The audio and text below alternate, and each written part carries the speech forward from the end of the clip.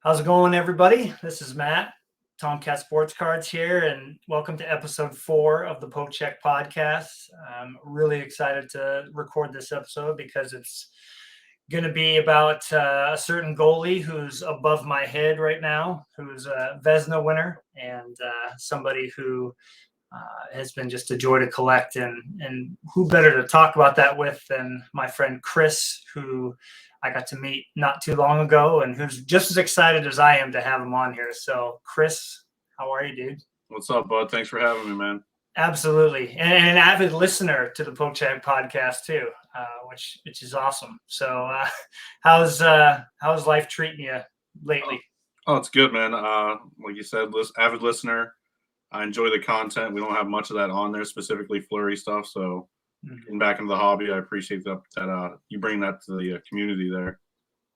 Absolutely. It's been a lot of fun to have a podcast centered around the Instagram collecting community, just because there's so many friendly people out there, so many passionate collectors that are on Instagram that are just, they have so many fascinating stories that I think need to be told, and they haven't had the platform to do that.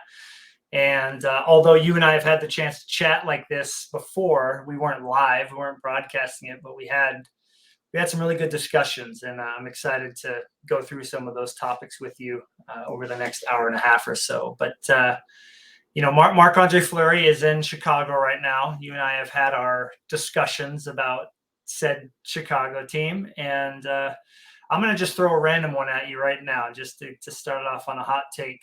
The trade deadline's coming up. He's likely to be moved, or at least all the press thinks he is. Where do you want to see him go? Where is your ideal situation? Pittsburgh, but I'm not sure they're looking for a backup goalie worth that much. But Colorado game was on last night, and they were putting up a lot of goals, and Winnipeg was scoring just as many. So if Colorado could get a goalie in net, make a cup run, and Fleury already said he wants to win another cup. So I'd say, if not dream Pittsburgh, Colorado. Those are my two teams too. Yeah. I don't want to see him go to Toronto. I don't want to see him go to Edmonton. I don't want to see him go to Washington, especially. Yeah. That can't happen. I don't think he would let that happen. He's blocking that. Yeah. So he's still a Penguin at heart. So I have been following closely Tristan Jarry lately, and he has not been playing well lately. Nor has Casey DeSmith.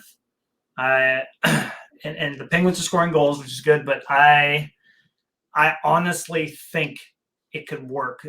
The only issue that I think I see is Jarry getting a start over Fleury, just like the Leonard situation, or Fleury starting over Jarry and having a bad game. Like, there would definitely be a lot of pressure to play him, but then for him to perform well, I think if he goes to Colorado, there's going to be a little bit less pressure. Obviously, they need to win, but they have the defense and the scoring to give him a lot of support. And so he's still playing at an – aren't you impressed by the level that he's still playing at? Like, he still makes saves. I'm like, how old is this guy? Like 37, 38? Like, he is unbelievable out there, man, and with a team that does not play defense. Yeah, well, you made it a point to say he's still having fun, and I think that's a big part of it. So that's a testament to the player he is, the guy he is. So I'd love to see him get on a winning team and what they could do, win another cup. Yes, that's been the best thing to see. Like when I see him smiling out there after a big save, it shows me that in between all the getting, like when he's been pulled and just like lost it in the runway there or behind the bench, the slam and stuff like that. That's, I won't say it breaks my heart, but as a fan of his, it's tough to see him, not feel like he's at his best or that, he's having fun. So I think, yeah, I could see him. Colorado makes sense to me because of it being in close proximity to Chicago. If his family stays there to finish the school year out and whatnot, he can travel between the two cities somewhat easily. So I could see that working. And then obviously Pittsburgh, they'd probably just up and move the whole family and buy his old house back if they could. But that would be a dream come true. But anyway, you mentioned Fleury and just the person that he is. I'm really curious. You've been collecting a lot longer than I have within the Fleury market. What was it about him that was like, okay, this is the guy I'm going to collect? Like, what made you decide that was going to be the player you went after? I think like a lot of people who are player collect, there are a lot of things that lead to that. I always loved the Penguins, love watching them. I was always a goalie guy. I played goalie for a little bit, deck hockey wise, and we went through so many goalies in Pittsburgh that when they drafted Fleury, they were going through a phase where they were going to be bankrupt. The team was going to be moving to Kansas, whatever it would have been, and they draft Fleury, and it was just like Fleury was hope. And I just decided, okay, hey, I was into gaming cards at that point. I was like, if I ever get into hockey cards again, if this guy's still around, I'd love to start collecting him. And everything lined up, and sure enough, 06, 07, he started heating up, and his rookies and stuff were on fire. And I waited a year, and then 07, 08, I started deep into it. So just a number of things lined up. 07, 08, that's right before the first cup run there. So that perfect timing. Yeah. I didn't know that about them moving to Kansas. I mean, I was a Penguins fan. I always have been since I was a little kid, but following them as close as I do now, I wasn't back then, but I just remember Fleury being drafted. But I think I was like, I got to go buy the new NHL 2004 game or whatever because I want to see if Fleury's in the game, and he wasn't. I think that's when the bug bit me a little bit, where I really followed his career closely. So, you get into starting to collect him. So I'm trying to think of like when I made that decision, like what cards am I going to go after first? And in that 07, 08, Panini hadn't come on yet, so he still had just upper deck cards that were being made of his, and of course his Pacific rookies were around back then. What was the direction that you took when you first made that decision? Kind of, if I saw something I liked, I got it.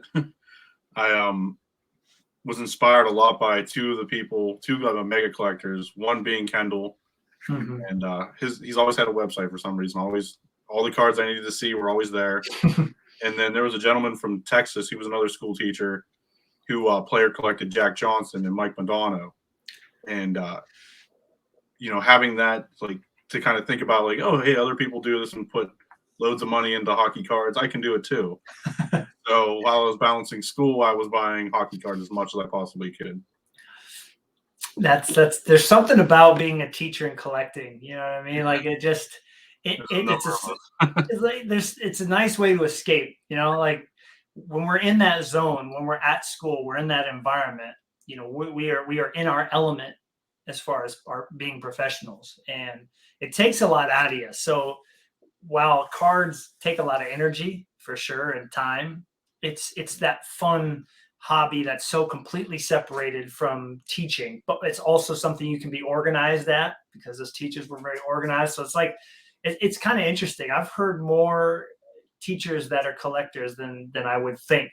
And I mean, what do you think it is that some of us gravitate towards that as our hobby? Yeah, no, I don't know. I just like to collect, and that's a whole other path to go down, why we collect stuff. But like you guys talked about before on all your roundtables, it's like your museum. You get to curate it however you want, organize it, make it appealing, add to it, consolidate it, whatever it might be. But I enjoy the whole process. Right.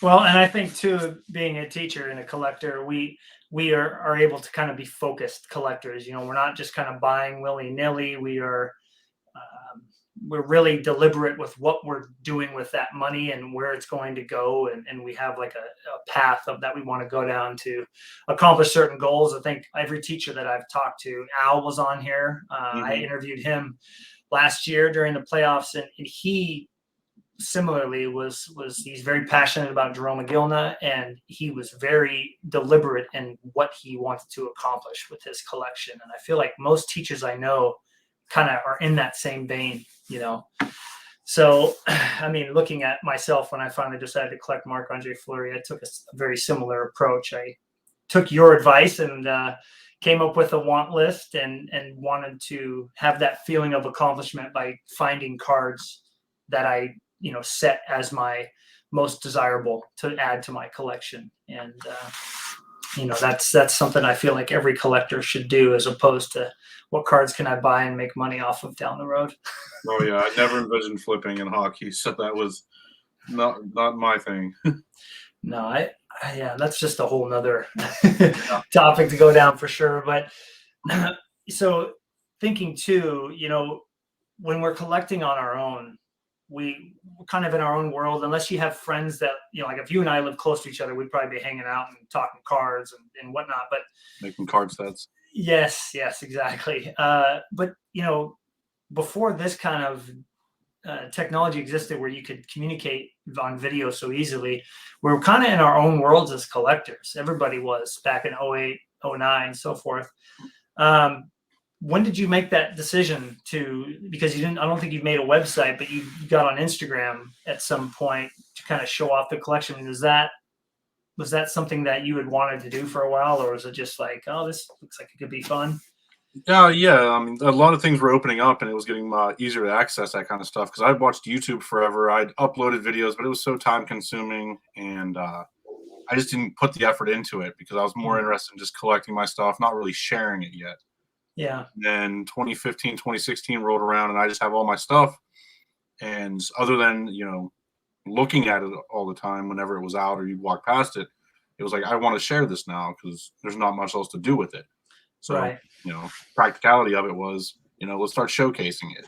Mm-hmm. So I started off with the generic take a picture, post it the same one, no description, and that kind of got old. And then you try to shake it up a little bit and get a little bit more creative. And you talk endlessly about photography and tidbits and info, and just everyone having their own style. So you grow toward that, and I just really wanted to share it and find my style. Well, I mean, if you don't mind me going here, I'm going to show your Instagram. Just, you look at what Instagram affords us as collectors and what we're able to share. Do you feel like the storytelling has been one of the better aspects for you as a collector on Instagram? Because that definitely, for me, I love telling the background of whether it's the picture on the card or what the card means to me, that maybe the design of the card, like you were saying. I mean, has that been some of the best parts about Instagram for you? Oh yeah, definitely showcasing all those aspects of it. I really, and still, I want to get better at it.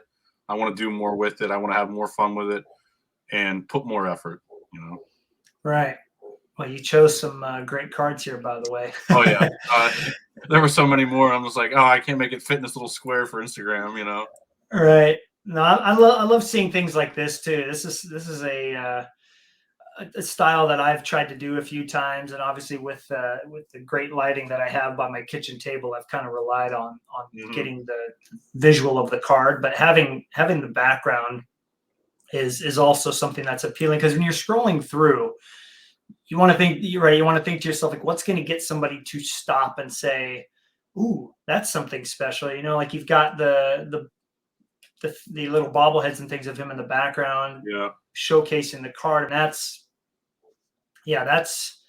huge. Nice autographed jersey, by the way. I can see his M right there. Yeah, That's that was awesome. the last time I met him. That's so cool, and I'm really glad they brought that card back. But Oh yeah.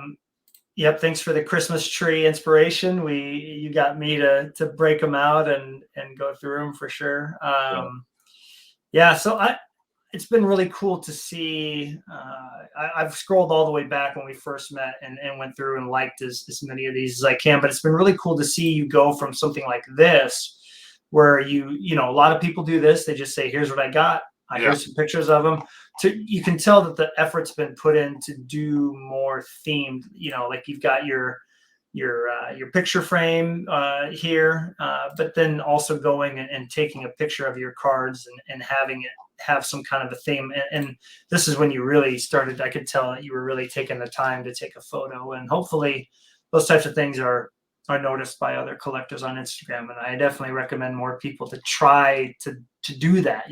Get more out of the experience on there, rather than just posting a card and then posting 5 more the same day. Yeah, that was my first big purchase coming back into Fleury collecting. So I wanted to kind of make it really creative and take some time with the photo shoot.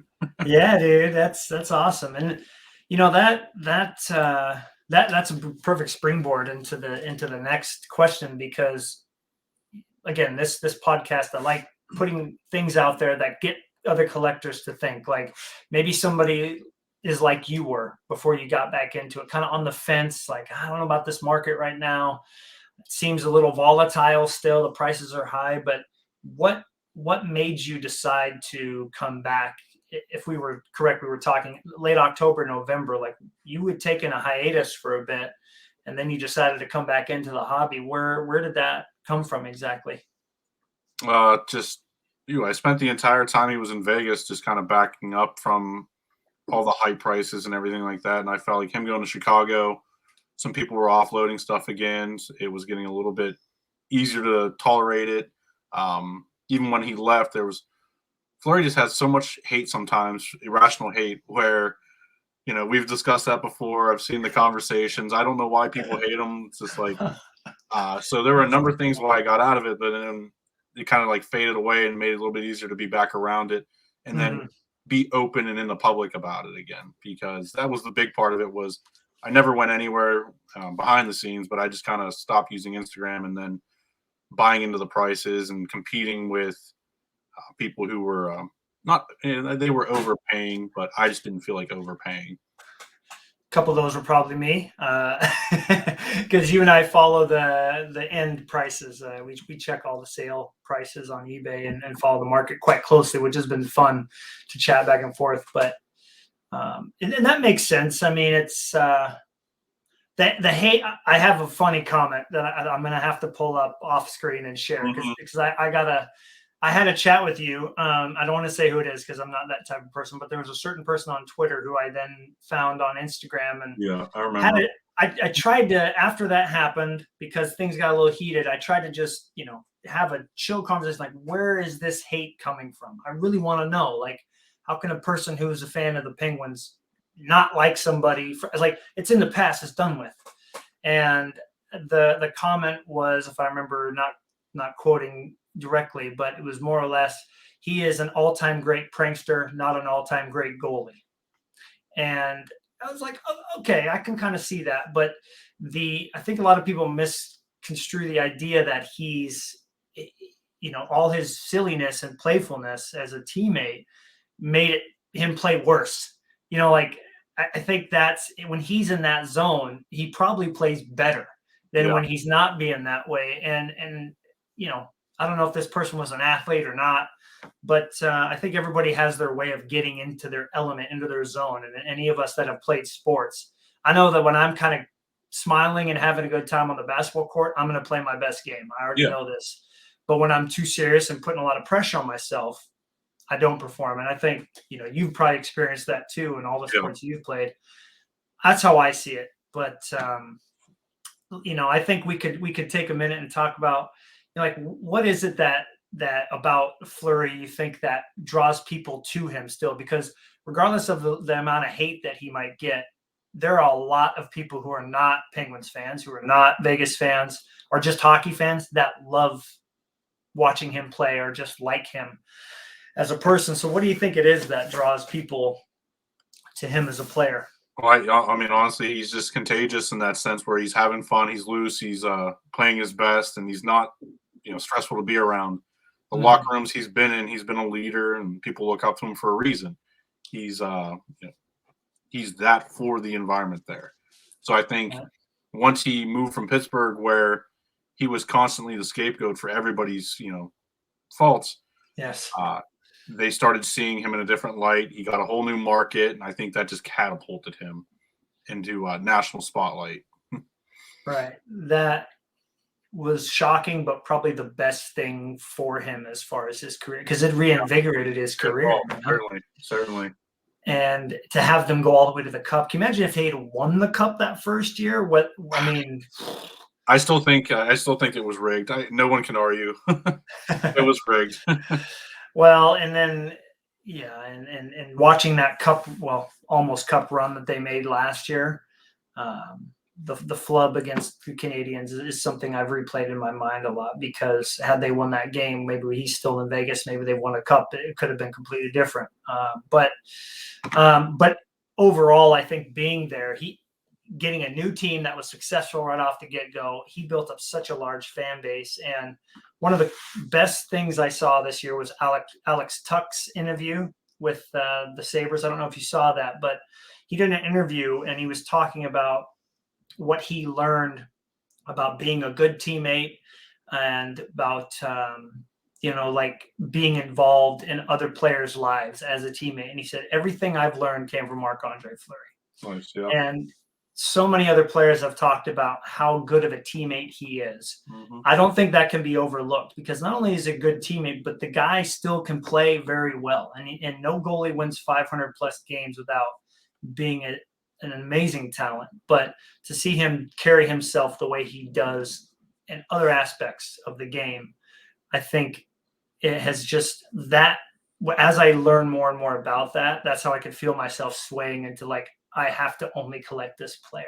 And so, I mean, we could keep going on and on about how amazing he is on the ice off the ice. Who makes like a diving save, like leaps into the air practically, makes a diving glove save, gets up and smiles to his teammate about it in a 1-goal game with about 8 minutes to go. Like only Marc-Andre Fleury. I don't see anybody else since Brodeur maybe do that.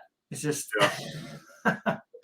It's funny when people get a hold of me and they're like, "Hey, what else do you have for trade?" And I'm like, "Nothing. I collect Fleury. That's it." So when I think about player collecting or doing any other, hockey thing, it's like, no, none of it makes sense. It's all Marc-Andre Fleury. Sorry. Right. I've been asked that question before, and I've thought about it, and I talked about it on a previous episode. Like, who am I going to collect when he's done? Mm-hmm. It's going to be really tough because to replicate that, the way that he loves the game and the athleticism that he plays with, like Vasilevsky is just this big kind of brute of a goalie that just is incredibly agile, but he's not making those athletic saves out of nowhere. He's very just a solid brick wall, basically. Yeah. So, like, yeah, he's one of the best goalies that ever played the game, will be, but there's nothing about the way he plays that gets me to be like, man, this guy's incredible. So, I mean, Spencer Knight makes sense, but he's also just so serious all the time, and like when you go from Fleury to try to find somebody else, I can't think of another goalie that plays the game. Like Pekka Rinne was one that played similarly. You could see him smile after making big saves and having fun out there. Like he was another one, but he's now retired. So I don't know, man. Somebody's going to have to come out that's I've got a personal connection to or something, but it's going to be impossible to replace the guy when he retires. There are a number of things that culminated to it, but be a little bit of a break on the wallet, and then like we said in the warm-up, hopefully some people are letting some stuff go over as time goes by when he retires, makes the haul that we could add to our shelves. Yeah, right. It's going to be interesting post-career what his market looks like, because you can imagine Upper Deck will get him into some sets in the Legends set. He'll be in the Cup hopefully for years to come, and hopefully he wins another Cup so that they can continue to show him some love there. But I mean, yeah, his market currently is in an interesting place because there was definitely a spike that we saw at 500 wins, which we kind of saw or knew it was going to come, right? Mm-hmm. So anything like, I'm thinking right when going through the playoffs, I don't know if you were probably following the market there a little bit, right? Holy moly, man. I was like, oh my gosh, if they win the Cup, I'm not going to be able to buy anything. Like I'm going to be in serious trouble. So I remember his E-Tops rookie card sold for like $140 going into the Canadian series. Like, oh my gosh, like what am I going to do? Like, I better just sell all my stuff because like there's no way I'll be able to buy anything. And then, of course, they didn't win that next series. So have you seen anything market-wise that's indicating one way or another, or is it staying pretty consistent? Well, I think we got through a lot of the national hype and the Vegas hype, and a lot of what happened recently in the fall was him going to Chicago with 8 wins till 500. I think he was on a lot of people's radar. Mm-hmm. And we've noticed the market's calmed down for the most part overall. Like rookies are coming down a little bit, but those low numbered cards are still on a lot of how many player Fleury collectors are there out there? There have to be a solid 10 of us But when there's a low Mhm. numbered card, I see there's a big fight for it on the selling platforms. So, Right. but overall, he's calmed down. Well, set collectors, I would assume, have been driving those prices up. That one car that I'm not Yeah. going to mention that sold for way higher than I think both of us had predicted. And when you put in a high bid beyond what you think it'll go for and you still lose, Hmm. there's something, because you weren't after it. Kindle already had it. So it had to have been a set collector, because I know that set is a pretty desirable set Yeah. for a set collector. So you have that factor in, but in general, you're right. Like the rookies have kind of have taken off a little bit. I'm still seeing his specific rookies in that $20 range. Those numbered to like 900 or 600 Hmm. ones. They're in that range. His Young Guns has settled at around 400 to 500, where I thought 300 was the ceiling when I bought mine for that Yeah. much. And I was like, oh man, I feel a little nervous about this. No, I don't feel nervous about it. Yeah. I was nervous buying it for 30, and I never did. Imagine that, Yeah, man. that's my regret. We all have them as collectors, but one thing I'm almost happy for. First of all, I'm glad PWCC, their shadiness is all off eBay now. That's good. But they had a tool which was very handy, and you could see past sales all the way back to like 2005. And Mm. my soul broke when I first looked up certain cards of Flurry and the amount they went for. Like obviously inflation has gone up a ton since Yeah. 2010, but regardless of that, I couldn't bring myself to look anymore. So I'm we should probably just not go there, because it'll be painful, man. Well, I With mean, some of the it makes me happy for the cards that I was able to get then, yeah, and like we talked about before, that kind of makes it a little bit easier whenever I'm paying a little more for some of the ones that I missed out on now.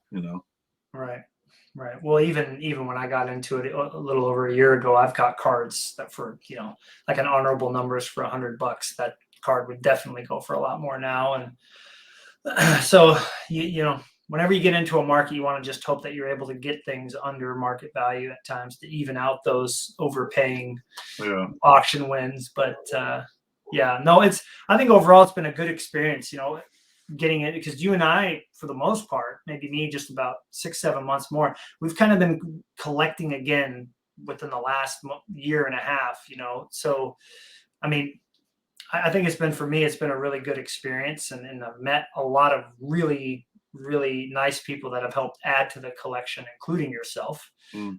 because you've narrowed your collection down. But have you been pretty pleased with your time back in the hobby, Oh yeah. collecting hockey? Yeah. Coming back to it, my approach has changed a little bit just with the experience, and then obviously all the you guys have hit on it so many times. There's so many good people back here now, and kind of surrounding yourself with better people, falling into the right crowd, not the wrong crowd. Mhm. It's all helped the experience. What's yeah, have you had a pretty good reception coming back to Instagram? I'm sure you've had a chance to interact with some people since you've been back. Anything stand out to you? Other than you, yeah, there are a lot of collectors that they'll reach out, they'll say nice things. I'll reach out if I see a card a lot of people are looking for. So it's a lot of that building rapport and just getting your name out there and getting not. My big thing was I never knew who to trust whenever I was first on here, so I kind Mhm. of kept to myself a lot. Now it's like pretty open that if they're good people, it shows easily, so Right. that you gravitate toward that, and it definitely makes this whole experience a lot better. That's awesome. I've had that very warm welcome feeling too since I got in, and that's super important. I think anybody that's building their platform on Instagram, you know, random acts of kindness packages, or just sending auction links to people and spending time conversing with them. Hmm. Anybody can get into a like fest, and sometimes we're all busy, and that's all we have time for. But I really appreciate the people who take the time to have an interaction with me as a collector, because it's more than just the cards; it's the people that really Yeah, it's matter. the experience. Yeah, absolutely, and that's what was really cool. I mean, I'm only sharing this to kind of motivate others to maybe do the same. Is when you and I interacted first, when you were a player collector of the same player as another person. I feel like there's two places you can go. There's two paths you can travel down.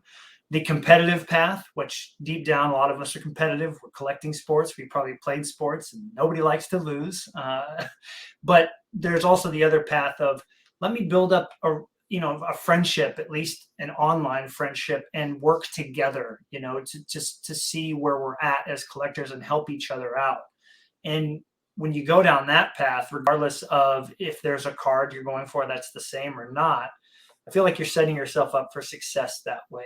And you're taking that ultra competitiveness out of the, out of the center of what could be some turmoil, like if you're both going for this ultra rare card, it's, I think some people are like, screw friendships. I'm going to go after it. I don't care if you lose or win. So that was very important to me not to go down that road and just understand why you collect Flurry, what cards you like, what cards you're looking for, to see if you and I lined up or were different, so we could help each other out. And that's been really, really fun so far.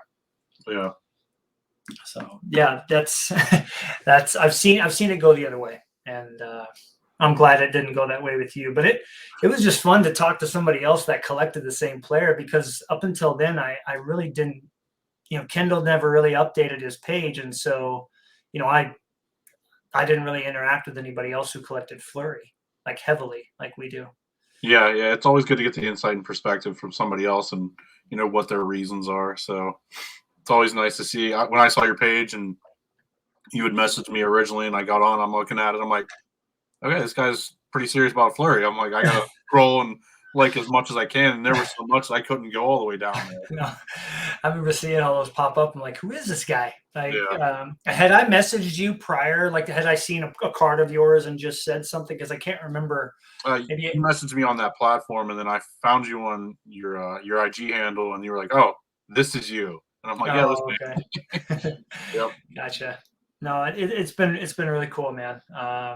Because I tend to gravitate towards collectors who collect for the reason of being a fan of the player, not, yeah, I collect Flurry so I can sell them in 2 years and make as much money as I can.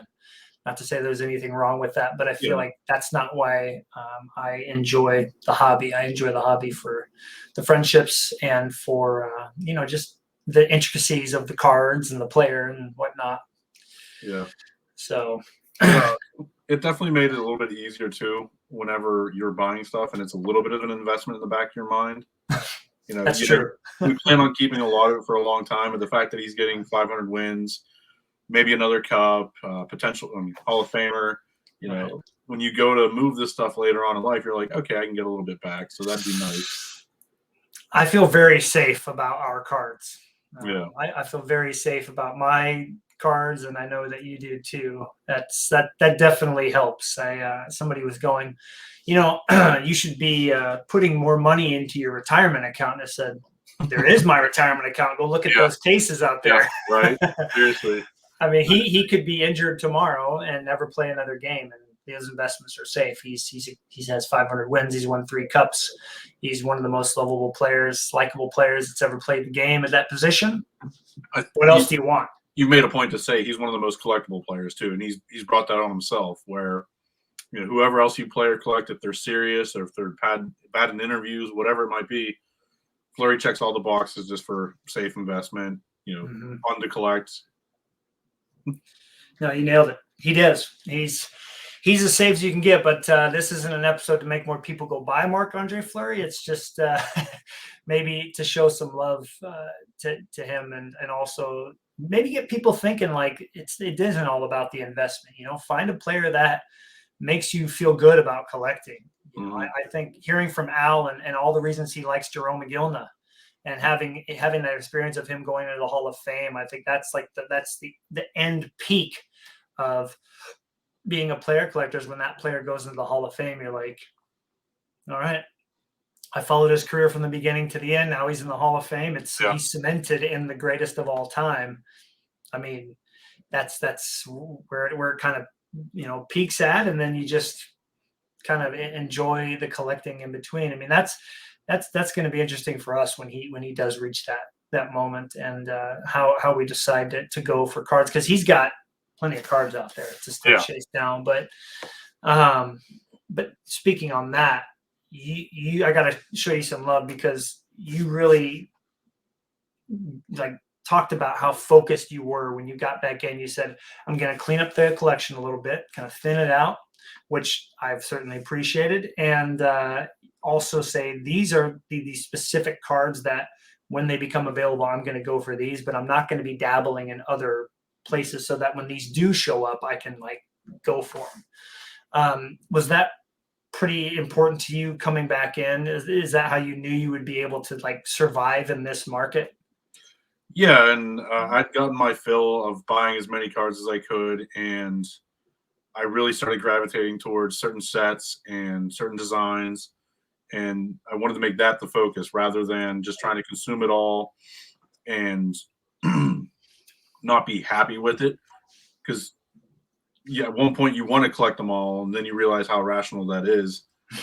So you Right. start going toward what direction do I want to go, and I, that was a big part of the refocus and getting back into it. Mhm.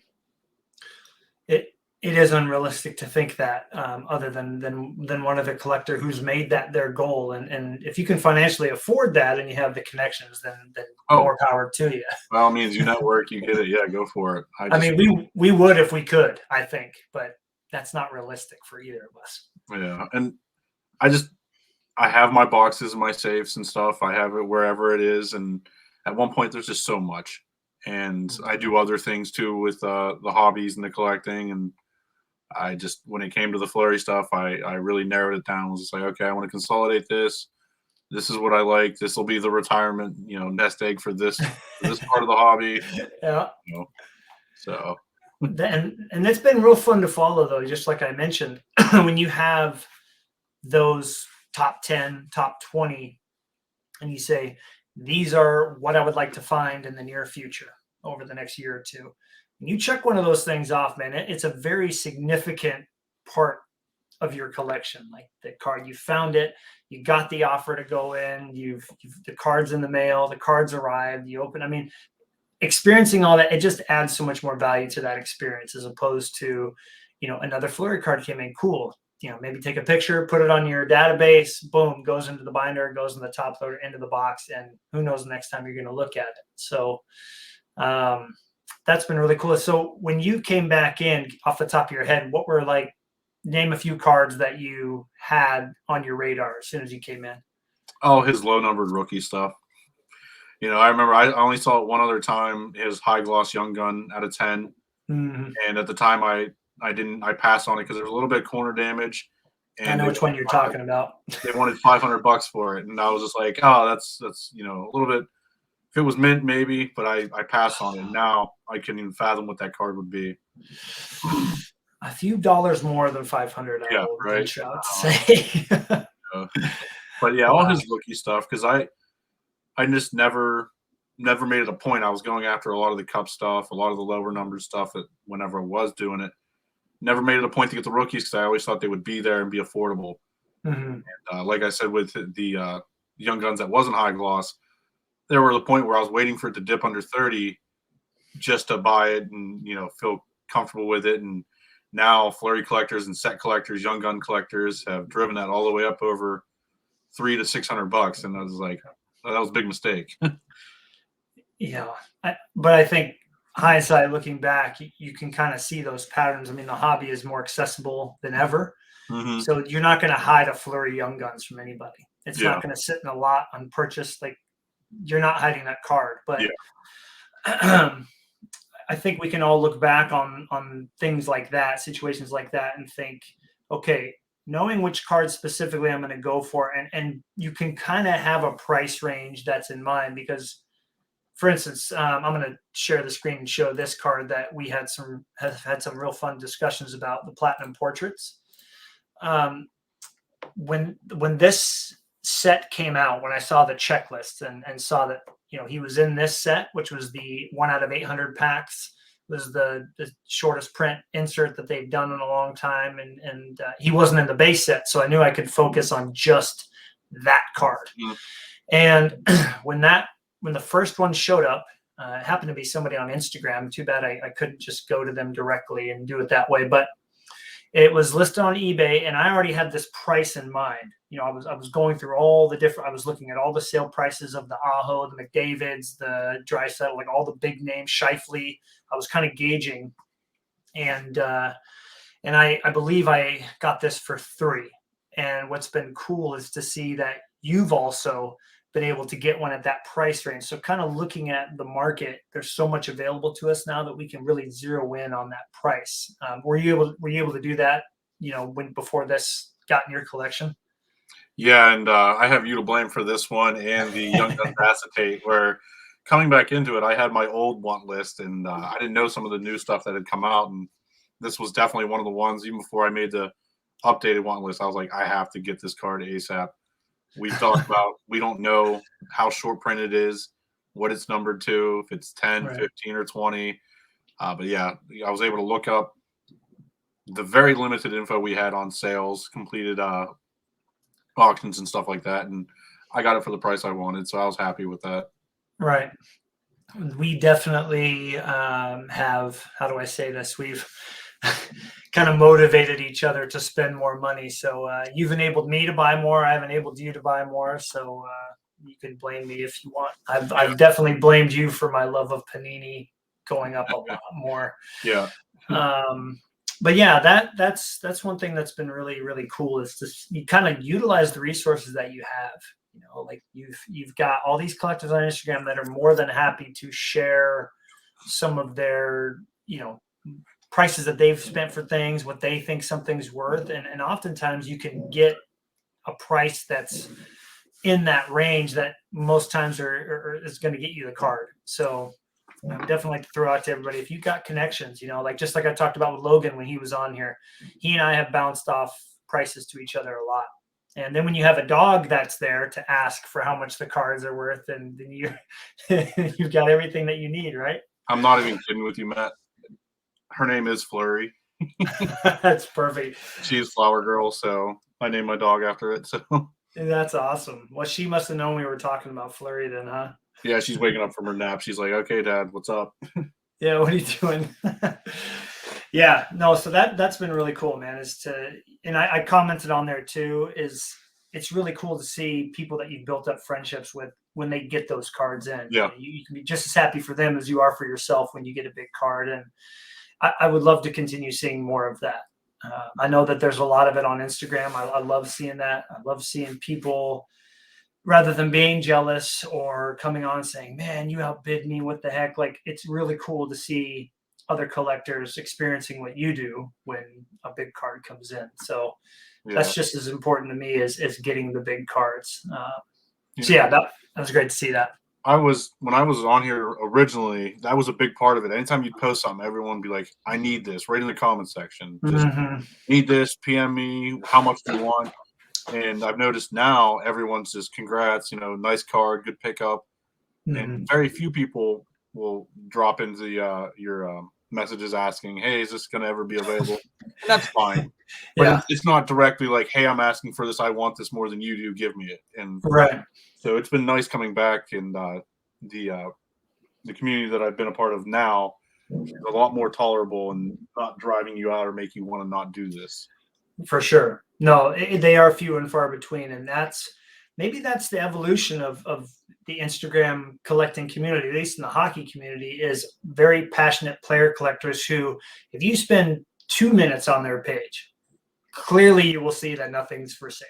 If I go Mhm. to your page, to Aaron's page, Crease Collector, Al's page, Names page, you anybody else, you can tell instantly this is not a for sale page. Yeah, And so on the few times where somebody will hit me up and say, "So is this for sale by any chance?" And like, I think one time I responded, I was like, "I appreciate you asking, but can you please take 2 minutes and look at my page and answer for yourself? Is anything here trade or for sale?"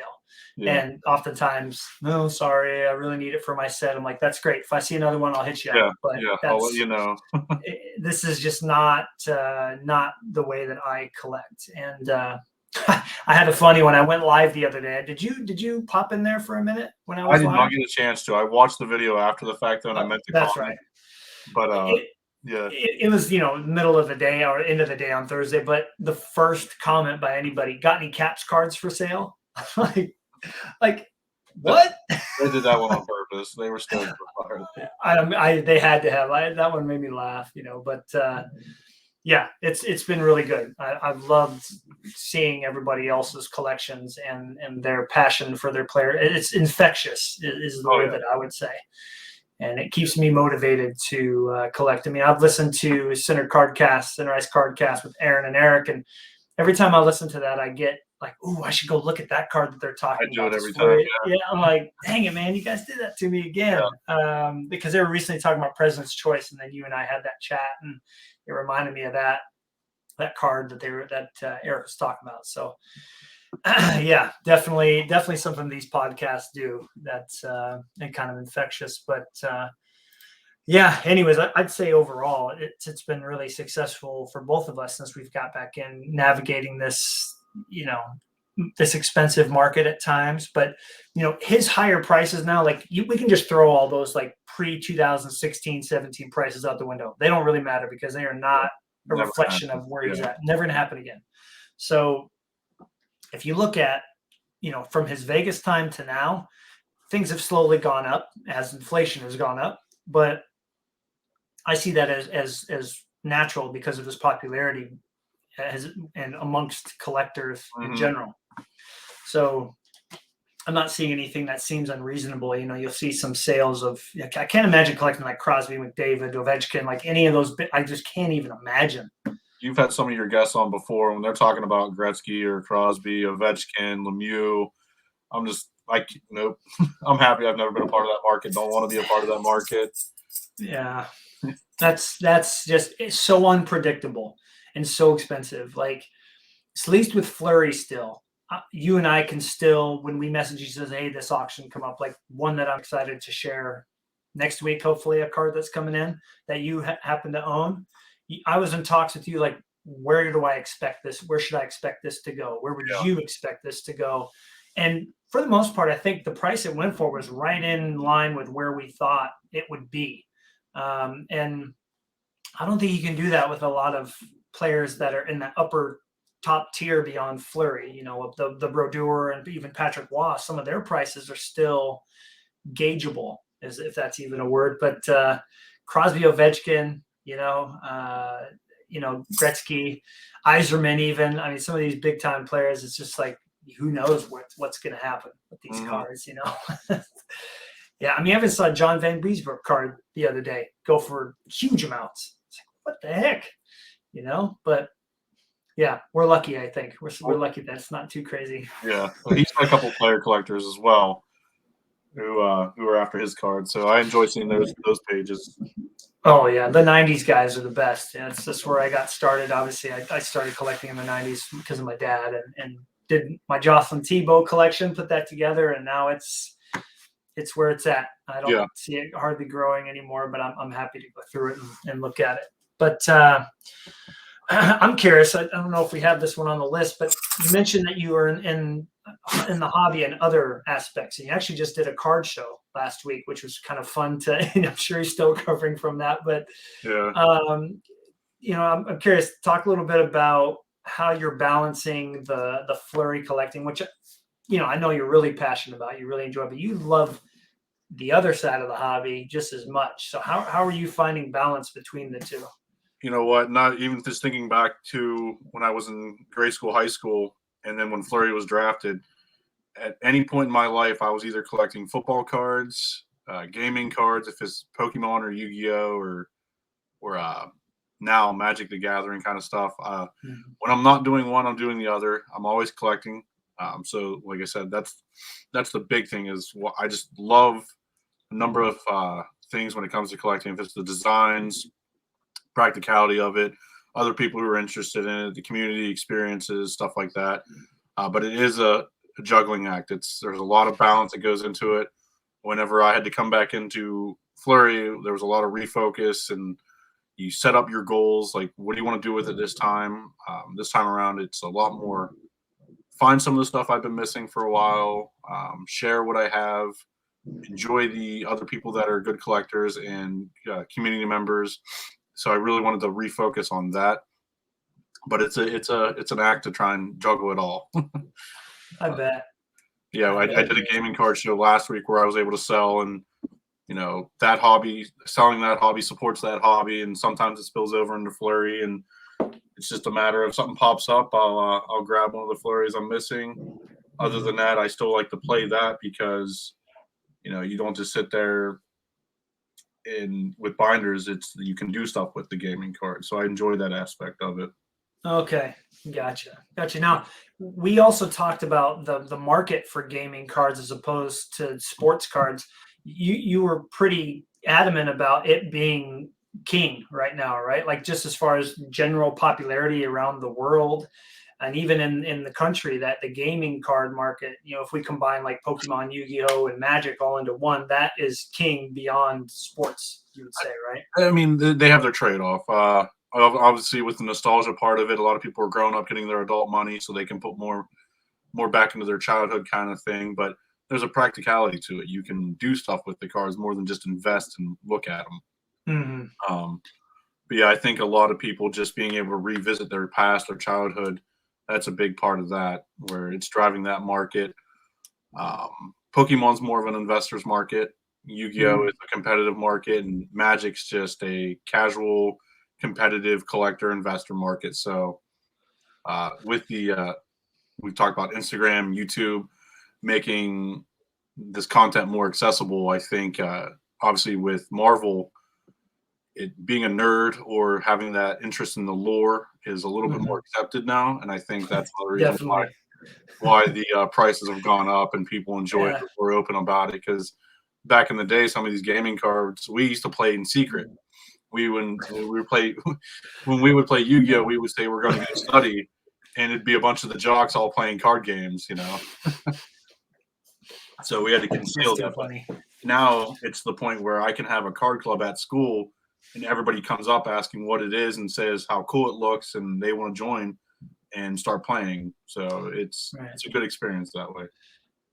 You're absolutely right. It is much more accepted. The term nerd is kind of looked at as a positive as opposed to a negative, Yeah, and that is a very interesting dynamic. And then with that being more accepted, I mean, that obviously has explained the general popularity. Pokemon is still popular amongst kids. I'm sure Magic the Gathering and Yu-Gi-Oh and even games like Dungeons and Dragons. It's the yeah, it's really been interesting to see how much it still gets talked about at school. And even when I talk about flurry cards in my class, I've got a couple of kids who know who he is and like him. And so um, it's interesting to see even the real young generation still be interested in it, the idea of collecting. It's very hard here in Sitka. That's why I kind of have dreamed or joked about opening a hobby shop in general, and yeah. what that would do to invigorate some of the young collectors, especially. It would take a lot of different things to make it work here, but and I would have to do it with somebody. I don't think I could do it by myself. I just, bouncing the ideas off another person and using their experiences is what it would take. But that's really interesting to hear. I mean, when you were at the show, you've been to some shows for hockey cards before. I'm sure of that, right? Mhm. In the past, where did you see like the comparison between the being at a show that's for the gaming card market as opposed to sport cards?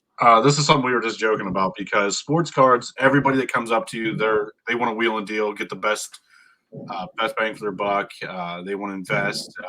They want to get it at a cheap price, whatever. Mhm. The gaming card shows, it is the cliche, antisocial, don't know how to communicate, poor social skills.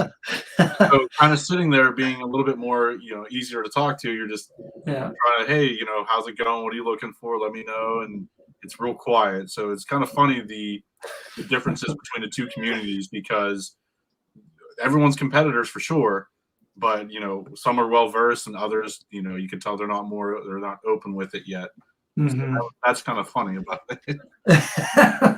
That is kind of silly, isn't it? But at the same time, it's cool because I know that as teachers, we I think naturally are personable people. That's part of the job, and so we're Mhm. not going to be not that there's anything wrong with being antisocial. I think we've Yeah, all gone through our awkwardness yeah. being social people. But did you find that it was once you were able to start chatting with somebody, just having a friendly chat, that they were willing to do that after a little bit of warming up? Yeah, and it's exactly warming up, and that's exactly who we are as teachers, where it's just like, hey, I know where you're at with this. I'll start, Mhm. I'll lead, and it doesn't take much to get some people opened up. Right.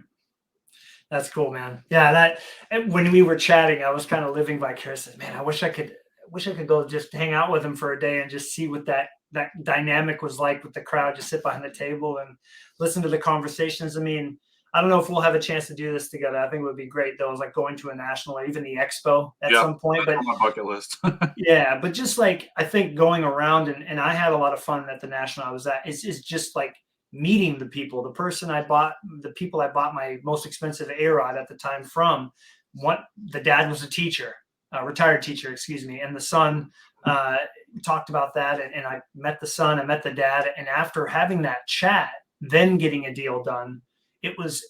It was definitely easier to do at that point. Not that I was trying to get any money off, but I was once you build up that relationship with people and you learn about their backstory, and I'm from Alaska, they're like, no way, we went on a cruise there. Like you're just opening up all those lines of communication and being more comfortable letting a card go or selling a card to somebody knowing it's going to a good person, a good Yeah. home. I think anybody that's set up at a show will those are the experiences that will stick out as opposed to, yep, I sold this $1,000 card. Some guy rolled up with 1,000 in cash, handed it to me, walked out with Mhm. the card. It's like that was cool. Yay, I made money, but on to the next one, So Well, yeah, yeah. it certainly made it easier whenever I was selling some of the stuff to you to let it go because it's something I'm very passionate about, something I cared about, and Mhm. then seeing it end up somewhere where it's just as appreciated, Right. made it a lot easier to let that happen.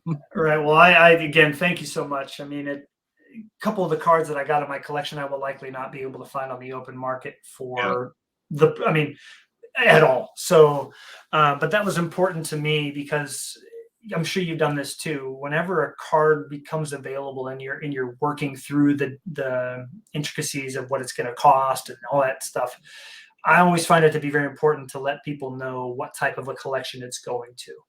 And those display cases have done a really good job of getting that point across Hmm. in a non-authentic way. Like I care about collecting this guy so much, I've got a shrine in essence built in my living room of my favorite cards of him. Hmm. This card is not going anywhere but in there. And so I think that was really important to me, and something I would love to see more people do. And when I've done that, I've really enjoyed the sellers like yourself at times. Like the sellers at times will come to me and say, "Hey, I'm really glad it's where it needs to be." And like that Fanimation Drew, who's on Instagram, he's been really cool. He's like, "Man, I'm so stoked that it ended up in your collection Yeah. because I could see it again. I know where it's at, but I can tell that you appreciated it." And hopefully other people have noticed that about you too, because you seem like somebody who's in that same vein, when you get those big cards. So, we're coming up on an hour, and I thought, we are talking about cards. It'd be kind of cool to show some of our favorites. Yeah. One thing you and I share is our love for Panini cards. And they had the license, if correct me if I'm wrong here, for 4 or 5 years in the 2000 post 2010, right? Was it like 2009 and on? Yeah, I thought it was like 2011, but yeah, a couple less than 5. Okay. Yeah, I think it was like 10 or 11 all the way to 14 or 15 because he doesn't have any Panini cards with the flower mask thing on the top. That's like your profile picture. Yeah, my favorite. All of his are the Stanley Cup looking mask, and then the one with the lines down it, which is probably my least favorite mask that he's ever worn. Yeah. But so that's how I kind of gauged where they stopped. But what can you show a couple examples? Like, what is it about the Panini cards, man, that just do it for you as opposed to the Upper Deck stuff? Just like the uniqueness, like we talked about. Just think concepts that you'd never seen, or maybe stuff. In my case, that when I was a kid, I was designing these and wanting cards of this kind of stuff, and Right. you never get the patent on it, and then somebody else comes up with the idea, and you're like, man, I had that. Did you Where actually have an idea that Panini ended up using? well, just different concepts. If it Okay. was putting silver, on a Mhm. cup card or something like that. So, Yeah. like this is one of my favorite cards. Let me move you over to the big screen here. There we go. Oh yeah. For the listeners, can you say what the set is called? So it's the Panini Dominion engravatures from the 2009 Cup. and it's got that piece of silver on it, numbered to 10. Hmm. So I absolutely love the card. One of my favorite photos of Fleury of all time. So it encapsulates all the moments that you love, different designs, Yep. different factors to it. I almost sometimes wish it was autographed, but other times love that it's not, Yep. because not every card has to have an auto on it. Well, it's just unique. No, that nobody had ever done anything like that where they put legit silver in the cards, and so I remember Panini did a really good job when they were making hockey. They have a lot of YouTube videos that I enjoy going back and watching, and they talk Mhm. about those cards specifically, and how much work it took to put something like that together. I don't know if you can see it. Yeah, it's right there. That's where mine is. It's Oh right yeah, nice. there. It's the perfect display card. I mean, Yeah. it's there's no autograph to get ruined. It's got the most amazing picture of them on there, Hmm. and yeah, yeah, I'm really happy with them bringing that set out. So, how about like you think about relic cards, and those were as the 2000 started, 2000, 2001, 2, 3, relic cards were the craze. Like everybody wanted them. I felt like Panini took them in a even better direction when they had the license. Hmm. And I know you've got a copy. We share a copy. One that was huge on my want list, and I got to thank a guy named Carter on Instagram if he watches this for reaching out of nowhere saying he had it available. I love that stuff. But would you mind showing that card because this one is definitely one of my favorites with the tape on it. Oh yeah. So this was the tape to tape. It's numbered out of 20 from Dominion. Yeah, and this was one of those ones where when you're making your own card set and you're designing stuff, you're like, okay, I'm going to put an autograph on everything. If it's stick, blocker, glove, whatever. I was like, yes, Yeah. skate, tape, yeah, we'll do it. And when I saw it pop up, and I was just like, I absolutely have to have this card. And it took so Yeah. long for me to track it down because I really wasn't present on any of the message boards or any of those forums, Mhm. and I kind of kept to myself. So I waited a long time to get that card. And you think 20, okay, are there really 20 people out there looking for it? But then you got to factor in set collectors, like you said.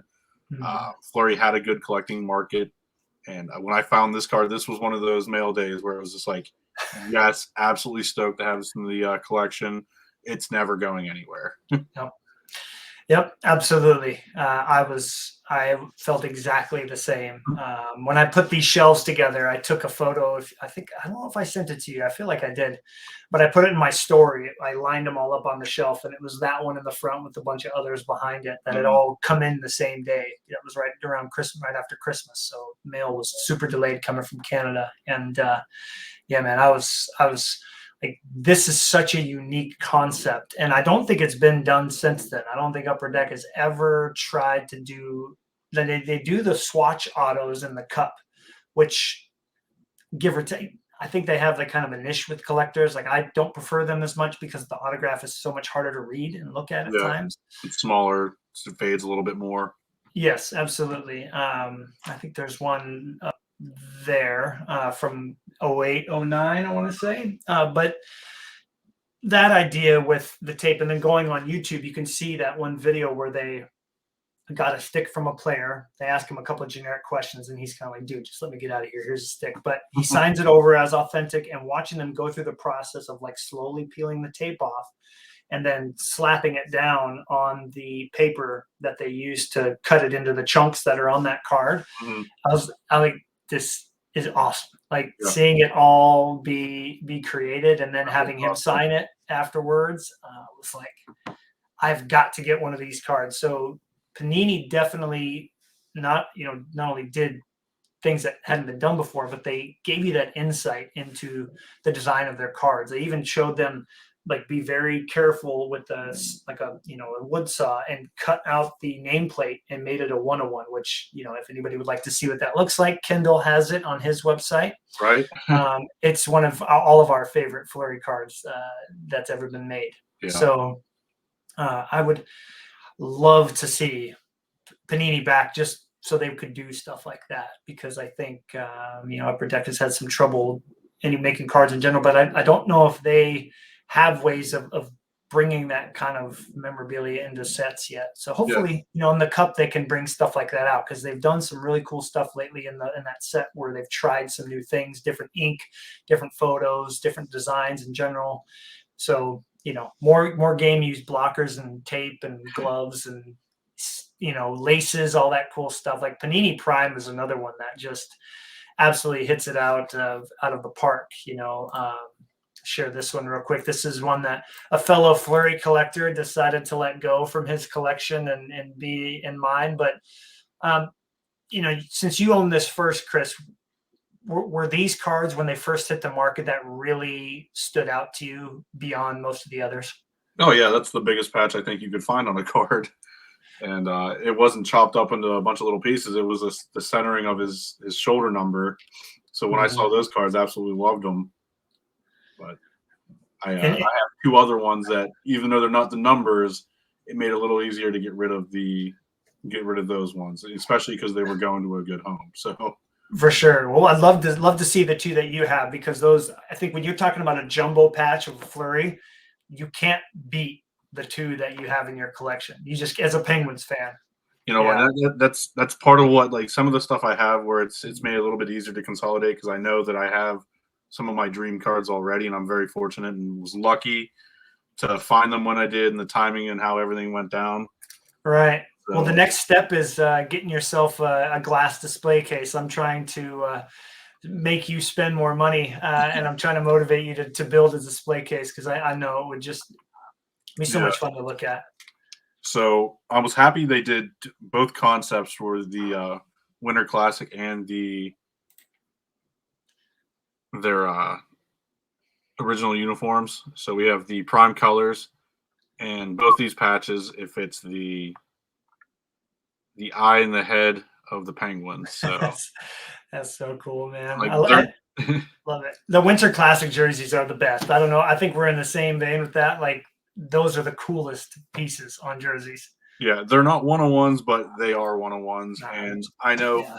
I absolutely love seeing when people get like awesome patches. And I just, again, biggest patch you'll ever see on a card, and it's the penguin eye and the penguin head from Right. both jersey concepts. And I'm like, yeah, I can get rid of other stuff because I have these, and I'm stoked I have those. And that's important for other collectors to hear too that are maybe thinking about consolidating in a way because often I've seen collectors just sell out completely. Like they got in when COVID hit, spent a lot of money. All right, that's it. I'm getting rid of everything. I think if you can find the patience in yourself to be able to say, okay, what do I absolutely love no matter what? And maybe you didn't get into collecting for the right reasons and it was just all about the money. So Yeah. still everything, but there's definitely a way to consolidate things down. And I'm impressed that you've been able to stay so patient. I'm not going to lie. Like I said, I had to refocus, and your goals change and all your experiences, and this is just Mhm. where it's led me. So it's been a little bit Right. easier. It's not as toxic, and it's a little bit easier to breathe with. So it's been a better experience this time around. Right. No, that's what I'm seeing too. I agree. And I think to springboard off that, this is the back of the one of the prime numbers.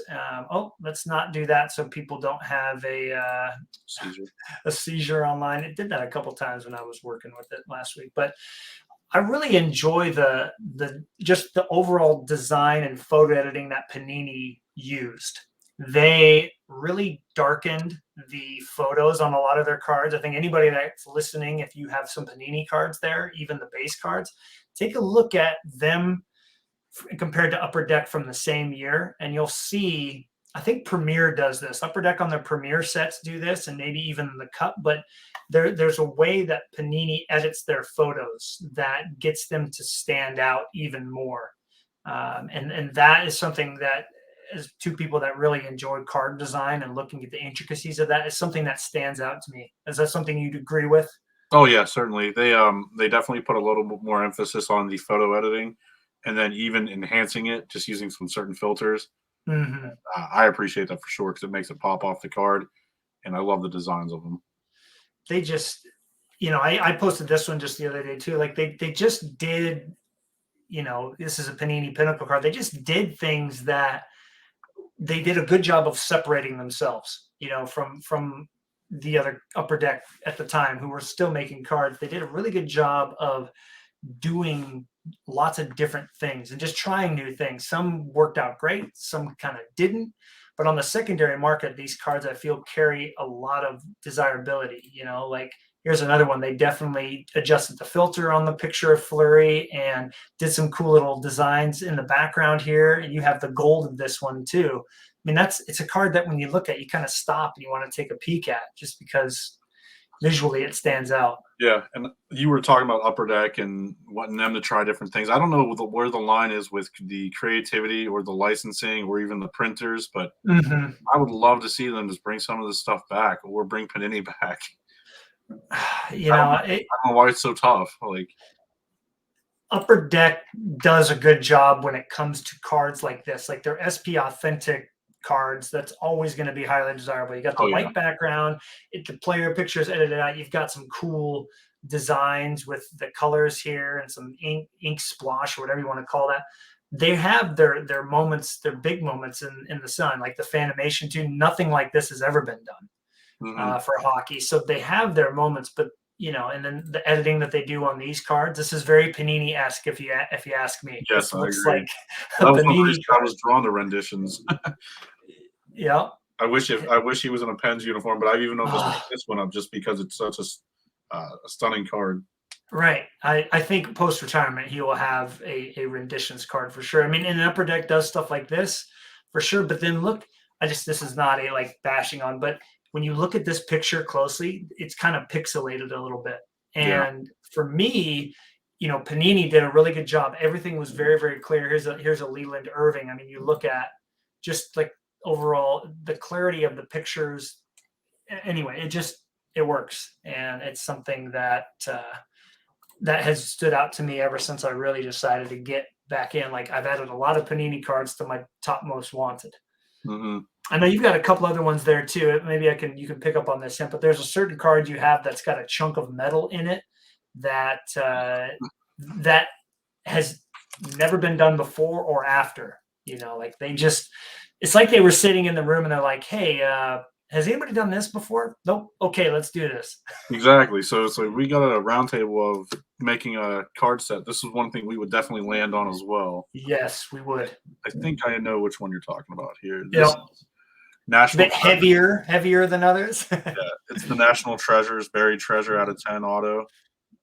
I like the out of 50 with no auto, but this was one of the ones that took a second. But once I actually saw it, there we go. That's pretty good. Man, it's so cool. This was one of the ones where I'm like, yes, this is going to be in the collection. It'll never move, and it's a beautiful card. That is my number one most wanted. So there was an Instagram, those posts that you can add your own type thing. That's something that's been that was, I'm sure you saw, it was my easy number one choice now. It was either between that or there's a Dominion auto patch set out of 25 where he's in his Winter Classic blue, but he's got that one mask with like the Barrasso card on it. Okay. It's that one. Those are up there. Both Panini cards, of course, in my most wanted. Not the little diamond 1 out of 5. Well, I know where almost all of them are. So yeah, I doesn't. I mean, and that's the thing when you're making those most wanted lists, having a card out of 5 out of Fleury or of Fleury just is really unrealistic. I think you have to stay within the realm of like what's obtainable. Like you're not going to put a 101 on there. I did have one in my little bucket of photos that I saved from Kendall. I'm like, this card's never going to be in my collection. Delete. Like I'll go look at it on his website someday. He has my number one. If there's a dream card I could still get, he has the 1 of 1, and I missed it because I forgot the auction was going off. I was seconds late, and I asked him, "Hey, would you ever move this?" And he's like, 95% no. I'm just like, oh. You're gonna have to offer like triple what he paid for it. I'm guessing it's another shield of some kind.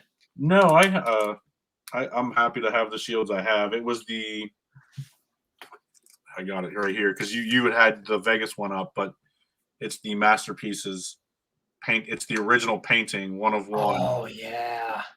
And like we talk about design, I just love the concept of having that artwork on the card, and that's what they based the entire set design off of. And I saw it. I was busy doing something. I got out. I don't know what I was doing, but I got in my car, closed the door, and it just went off in my head that that auction went off. And I checked it, and I was just a couple minutes after the fact, and it didn't go for nearly as much as it should have. Mhm. And it's just been something that's like, oh man, Eating at you a bit. Yeah. yeah, I have the same feeling about the diamond. I thought I was like, oh, this is a gimmicky card, and now I love Panini to death. And I'm like, what yeah. was I thinking? But yeah, that's we haven't really spoken too much about that, but having a guy who collects Flurry as a completionist, and that being Kendall, who, by the way, sold me 5 cards and was very reasonable with all of his prices. The cracked ice that I showed there for a minute, he helped me get. He had a duplicate of that card out of 10, and he was willing to move it. So I do want to preface and say that he has been a very easy to talk to person and more than reasonable with the deal that we got together. So I like that. He's not a kind of a cutthroat collector, which we've met a few of those over the years, I'm sure. But what was it like collecting with a guy that is actively, because I don't feel like he grabs a lot now unless it's a 101. And if it's a 101 that I know that I have no shot at, he's like, hey, Kendall, not sure if you know about this, Yeah. but here it is. But which can lead you to showing off. There's a couple that you have to show on camera. Like as a collector, it's everybody's peak card to own a card with a certain something on it of their player. But yeah, talk a little bit about the experience knowing that you were battling him on a lot of the big cards. I knew you always know he's there, but he was more just someone to look up to. Like I Mm-hmm. said before, everything I ever wanted, I would just go on his page and it was there. Mm-hmm. It was intimidating knowing that whenever you were going for a card you wanted and need to have, that he was on the other somewhere else on the web, looking at the same card, ready to go. Yeah. So that we've joked about checking, frequently, and that's where that came from. Mm-hmm. Knowing that somebody else is there, motivating you to, be a little bit more competitive. If it's, being more frequently on there, paying a little bit more, maybe. Right. But he definitely set me in the right direction in a good way, where you knew you weren't going to compete with him, and that wasn't a bad thing. But he was more someone to look up to, that you could, admire his collection and not be jealous of it. Right. That's the line that none of us want to cross as collectors. We don't ever feel like we're jealous of someone, Mm-hmm. because I feel like that takes a lot of the fun out of collecting, the Yeah. enjoyment out of it. And I can't wait. Like I'm hoping to have him on here either with you or just him, and then the three of us come on. But I would love to hear from his point of view what it was like when he lost a couple of certain cards. Would you mind showing your?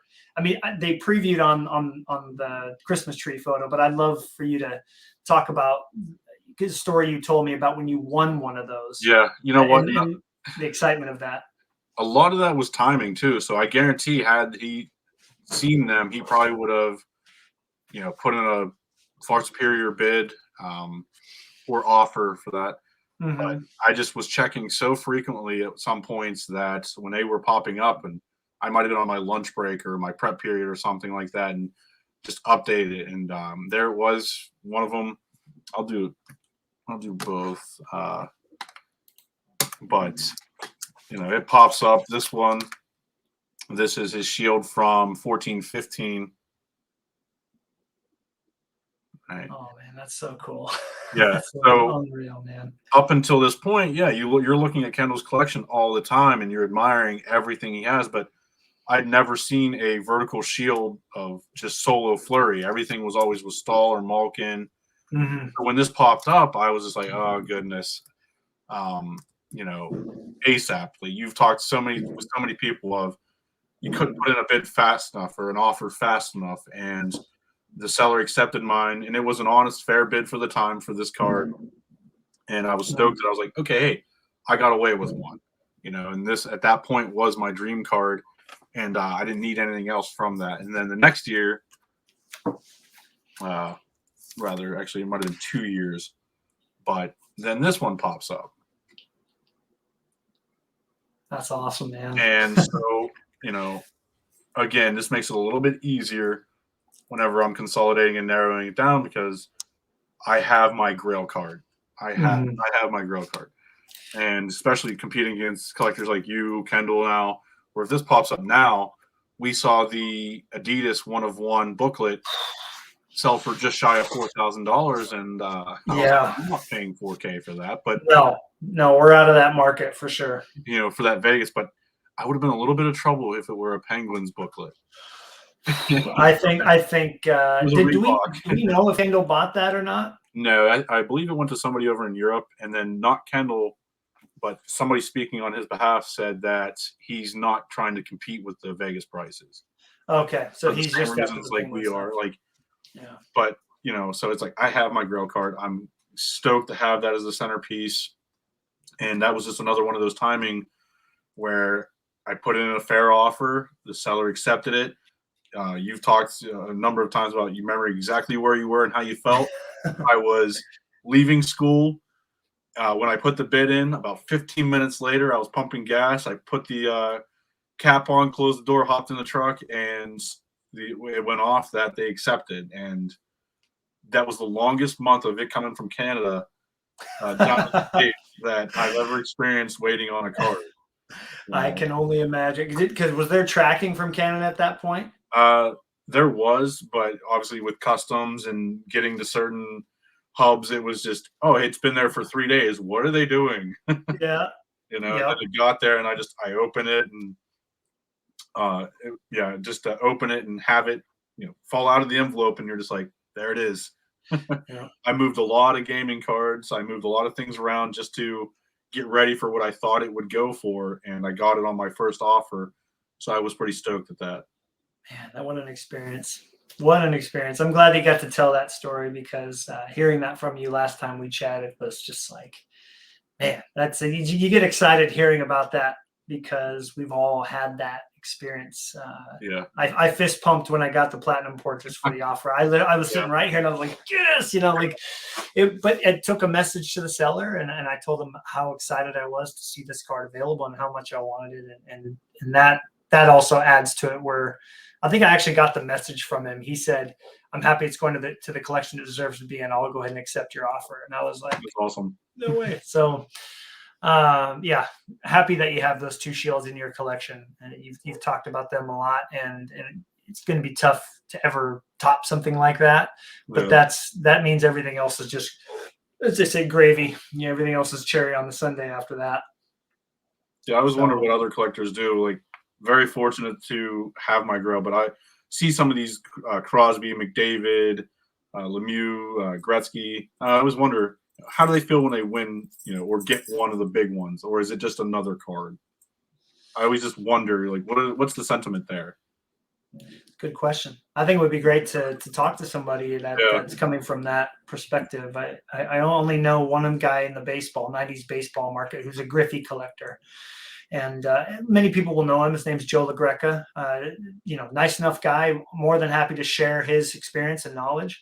But I mean, he just recently purchased a Red Crusade Griffey that went for like, and it's public knowledge, like 20 grand. yeah, And me and my friends have had discussions. What is that like? yeah, Does he have the same excitement at 20 grand that we do for 800? Or, it would be fun to talk. I mean, I think having Kindle on here will be great because I know he's paid a significant amount for cards, but he's collecting to keep. He's not collecting to yeah. move.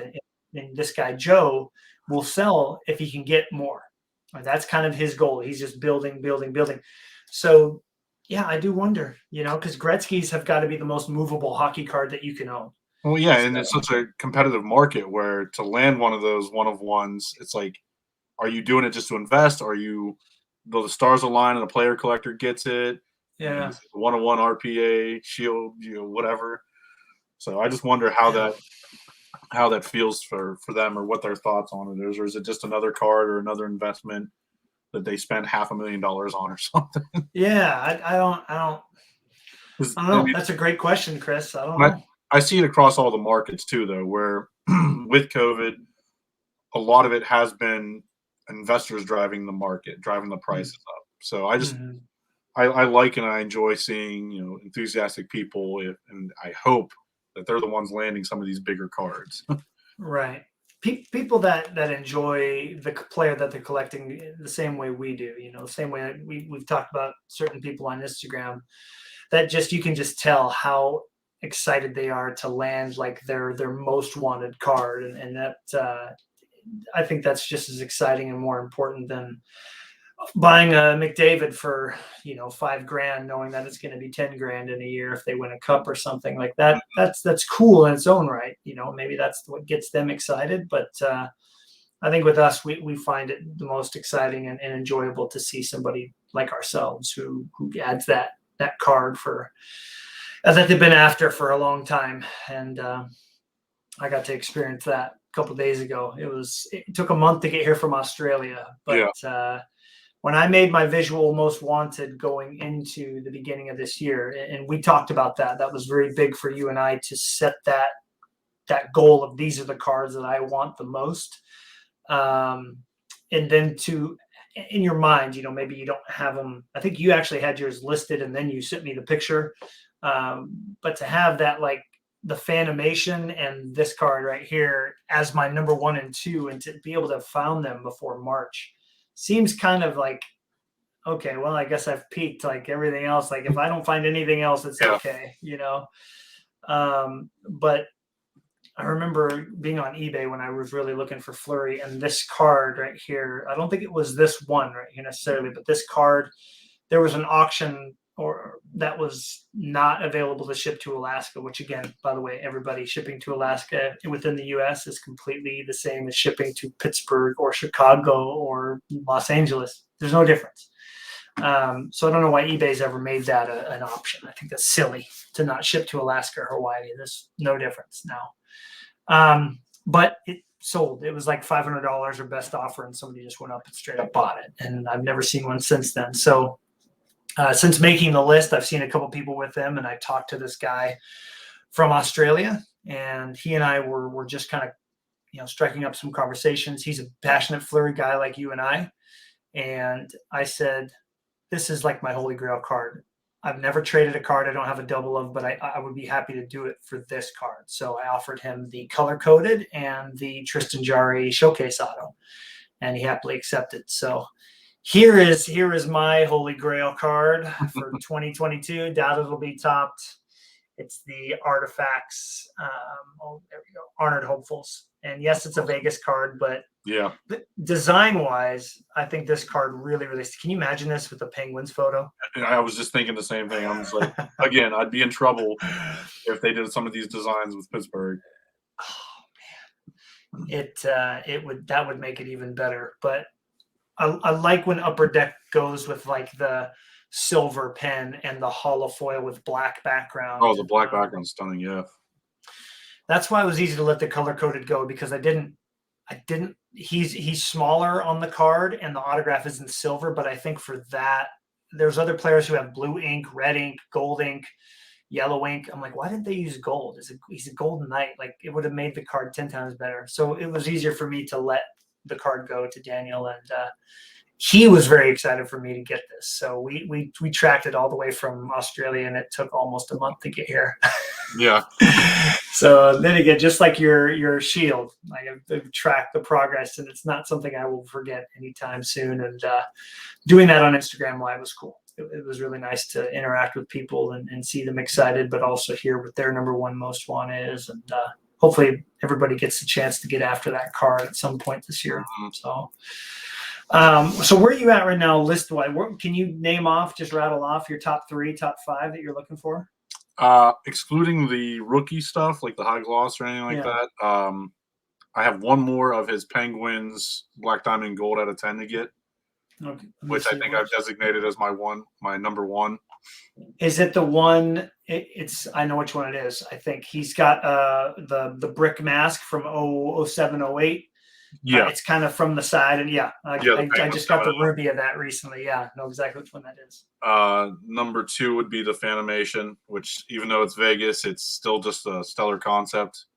I want to help you get that. When awesome. You do that comic book nerd crossover, it's just like it's one of those perfect. Like I tried, not hard enough, but I tried to get the card and I never could, and now it's still just one that I'm looking for. Okay. But then number 3 would be, I have a few more of the pens high gloss out of 10 to do. I think I might have like 5 more to get. that I know there are some available, but a little bit too much price wise. I know which guy they're from too. Yeah, I wanted to bite the bullet on a couple of them, but I'm like, even when I put the one bid in and it comes back with minimum bid that they'll accept is this, and it's just like, still though, I'm gonna be patient. If somebody wants to buy it at that price and I miss it, then it's like that's part of the game. I get that. right. But right now, the high glosses out of 10. I really want to complete those pen sets for Black Diamond and UD. Okay. Yeah, I'm looking at this picture you put of the base set parallels, and that one high gloss that we both have of him and that your favorite mask, the flower. Oh yeah, the flower mask. That was the first one I bought from that seller at that high price. I was adamant about having that card in my collection because it's that profile shot. I love those so much. Do you have a couple there? Yeah, that one. Where am I at? Let me move you over here. So which year is that? What set is that from? 13, 14. Okay. Yeah. I love that concept for the mask. I love the flower, the aggressive flower. That's it. So, and like you said, just profile shot, a little bit of action going on, high glossed. It's a fabulous card. I think the best high gloss that was ever made of him, though, we both have it, is right after he made the shoulder save. Mm-hmm. Whereas and like this, that was my first one I bought. I remember when I got my summer payout, I went to that seller and I said that I was like, I had it in my cart. I was like, I have to have this card. Like, I cannot let this get away because I doubt I'll see another one. Mm-hmm. So I bought that, and that, in my opinion, that's the perfect upper deck parallel card. That one of the best ones that's ever been made because that's like literally 2 seconds, and I have the picture right above my computer of the shoulder save right there. It's the perfect card. I'm surprised they never put that picture on a card, though. Got to be honest. That and the diving save for Vegas, they've never used either of those pictures. I was getting ready to just say that. You've said in your videos before where if that high gloss, it's awesome seeing them celebrating, but imagine that if it was the diving save. Nobody would sell it because it's the perfect picture. You know, it's his number one moment in his career, arguably. Yeah. Oh, for sure. I remember being on Twitter. Gosh, what an overrated save. Like, do you hear what you're saying? Yeah. Okay, Red Wings fan. Like, you won the cup the year before. Just be happy. So that just made it all the more special for them. So that was one more where we just, again, such a run. Yeah, that was amazing. I'll never forget, Dad, when you watch this, you were ahead of me because I was watching the game recorded, and you text me 3 minutes before I saw that save happen. Oh. He said, well, looks like they won it. I was like, are you freaking kidding me? I should have just set my phone off and not looked at it because I didn't get to experience that, like the shoulder save authentically. And it's all good, Dad. I forgive you. But from then on, whenever we watch games, like last year during Vegas, he's really good. It's like he'll send me yay or crap, which means Vegas saved or got a goal or they got scored on. Like, you can't just don't text me until the game's over because we're gonna cross over. But yeah, I hope I get to experience him winning another cup. That would be a dream come true. And I thought it was going to happen last year. I loved the comebacks, the big saves he made against Colorado, seeing him stonewall ranting in after he'd been scored on by him the game before to seal game 3. That was pretty spectacular. So yeah, hopefully we get some more fun moments like that with him. And I don't want to see him end the year in Chicago because then none of them. Only thing that matters is him winning to add to his total to get towards Patrick Waugh. So yeah, but and not to knock Chicago, but it's like he's losing more games than he's winning, and it's not all on him. Mm-hmm. And yes, he's spent his career with some winning teams, and that's been great, and that helps the stats. But it's like, get out of Chicago if you can, if you want to. Go get a couple more wins than you are getting here or there. Right. Like, and then go get another cup. Colorado or Pittsburgh. Those are the only 2 teams I could see him agreeing to. Colorado, that's that team, to root for that team, even for just the rest of the season. I mean, it doesn't get much more talented than, you got Mikko Rantanen, you got Nathan McKinnon, you got Cale Makar, you've got Kadri, let alone, Landeskog. all these good Devin Tays. I mean, you got a really good group of high talented players. And then you mix in all the other gritty guys in between. And, Darcy Kemper's already there, which I've only heard good things about him. So I could see them working well together. It just seems like a win-win. But if he comes back to Pittsburgh, my only worry is that Coach Sullivan, after him getting them to the Cup after beating Washington, benched him and played Murray. Now, he looks like the smartest guy on earth because they won. Yeah. But I still think that was a terrible decision as a Fleury fan. How can you bench him? He was playing so well. Yeah. There are so many things that go against him there where it's like, yes, players are streaky in their careers, but he's been playing for 20 years. Like, come on. Yeah. Like, your player's going to have that, and he was always the scapegoat. You never notice that with any other players on the ice. If it's Malkin or if somebody else is injured, whatever it might have been, it's like you yank him, and I guess that makes the 09 Cup save even more like of a moment because it was the only time he's on the ice to win a cup. Yeah. So it's like, and then you get all the people that want to fight you and argue on it. It's just, I don't have the energy for it anymore. Where like, it is what it is. Fleury's the goalie he is. He wins a Vezina. If it's because it's a career accolade or not, whatever you want to say, he's a great goaltender. Like, who knows if he would have been in net for those 16, 17 cups? Who knows? But when they yanked him after he got him there, any real fan knows Fleury was a big part of that. The whole locker room knows, not taking anything away from Murray, but everybody knows. And it's just, all right, say what you will. Oh, well. You're right. No, you're right, man. I hope that we get to see him in the playoffs again. I mean, I assume if he for some reason decides to end the year in Chicago this year, I don't really feel like moving my family, so be it. I hope when he's a free agent that with all the power that he and Alan Walsh are going to have to decide where he goes, that he goes back to Pittsburgh, and even if he ends up in a backup, or kind of like Pecorine was with Juicy Saros. Yeah. If they're splitting games even, so be it.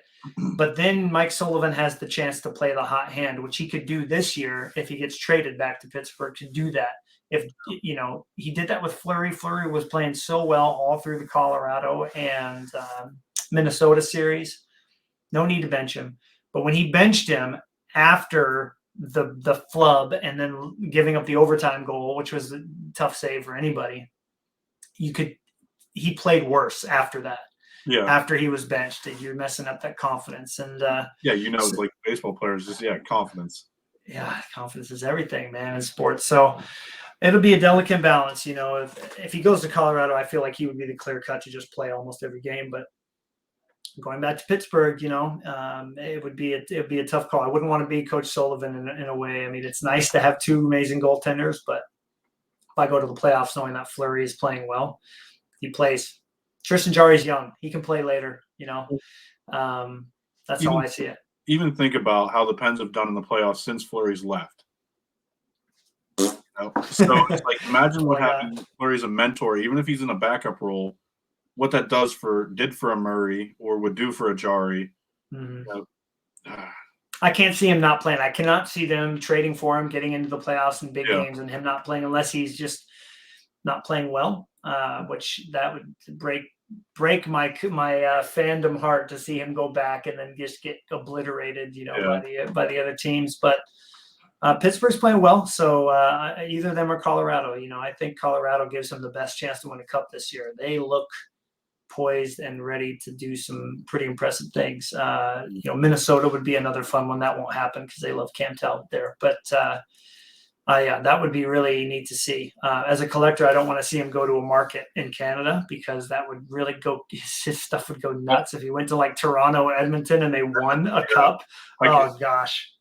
If he wins in Toronto or in Edmonton, I was thinking that too. I'm like, I'm just not going near any of that for a while. His rookie cards would never come back down, so I think I'd have to jump on him then.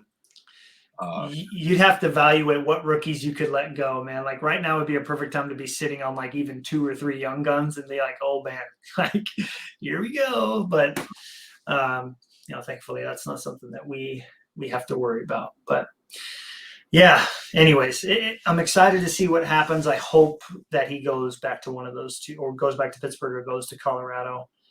The rumors are always circulating with him, but I'm glad that he's still playing and having fun. I think we can both agree on that, that he still seems to be enjoying the game. And he talked about wanting to play another year and then see what happens. So that tells me that he won't be retiring this year. Thank goodness. I Yeah. was worried he would just, the way the year started, it was he had to get rid of that red mask. Once he put the black mask on with the feathers on it, he started playing better. So Yeah.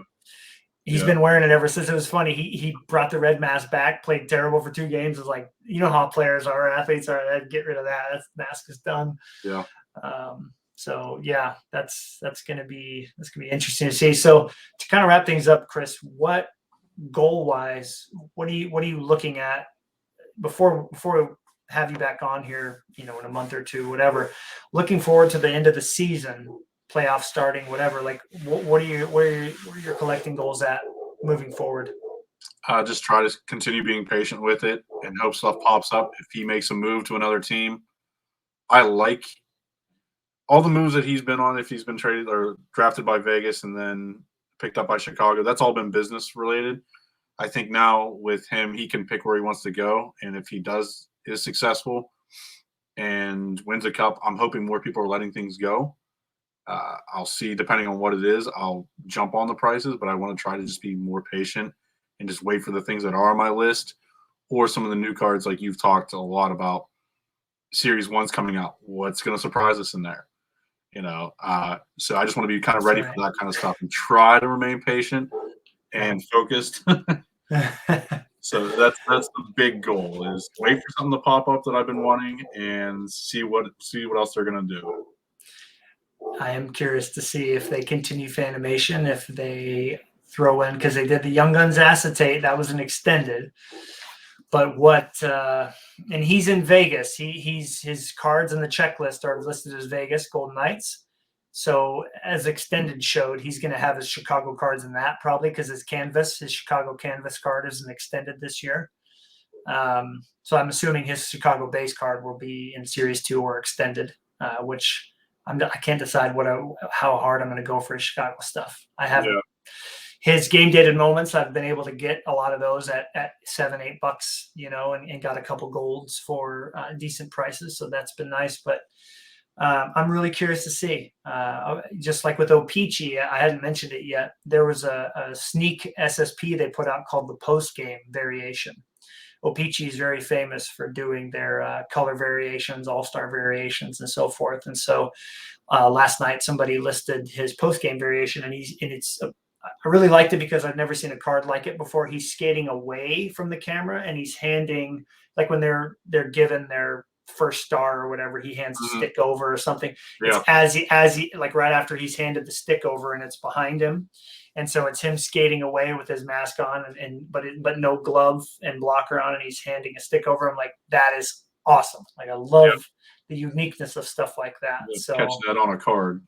Yep, exactly. So I'm really excited to talk about that when it comes in, and be sure to let you know if I see another, just because I think those types of moments, I like seeing them captured on cardboard. Hopefully they do something cool with him, being honored with his 500th win, and have that on I'm sure Upper Deck will do something with that in the cup, and he'll have it signed. Yeah. Like, that card will go for crazy amounts of money. Yeah, that was the one card, if I get a Chicago card, would be the 500 wins, that moment. Right. Either him being congratulated against the Canadians, or waving to the crowd. Like, they're definitely going to have that in a set somehow. And it makes it fun as collectors to look forward to things. I haven't really talked about that, but cards coming out and seeing him achieve these moments and then being encapsulated on a picture on a card in the future is always something that, as two guys that love to think about designing our own cards, would love to see. So maybe one day we'll have the chance, huh? That'll be a whole other episode. Yeah, that would be fun to talk about for sure. But well, hey, dude, I really appreciate you taking the time. I feel like you and I could sit and chat cards for a while. We have that common interest with collecting a player that's generally well loved by the collecting community. And thanks for taking the time to come hang out for a bit. Oh yeah, I'm excited. I was finally got to do an episode and things lined up for it. So I'll still probably watch this one as well whenever I get a chance. Good. No, it went really well, and looking forward to having you back on here. We'll have to brainstorm some ideas and see where we can go with with our next episode. Card design would be a really fun one. I think it'd be fun to get you, me, and somebody else in that's quite fascinated by that side of card collecting, Yeah. and just have a fun chat and see where it goes. So cool. Well, thanks for everybody. Thanks to everybody for listening and watching, and look forward to getting this out to you all. And stay tuned for episode 5. That's still in the works. I think I have that narrowed down. Likely going to be another goalie collector, so be ready for that. But Nice. until then, everybody have a nice weekend. Chris, thanks again, and we'll catch you on the next one. Hey, see you, bud.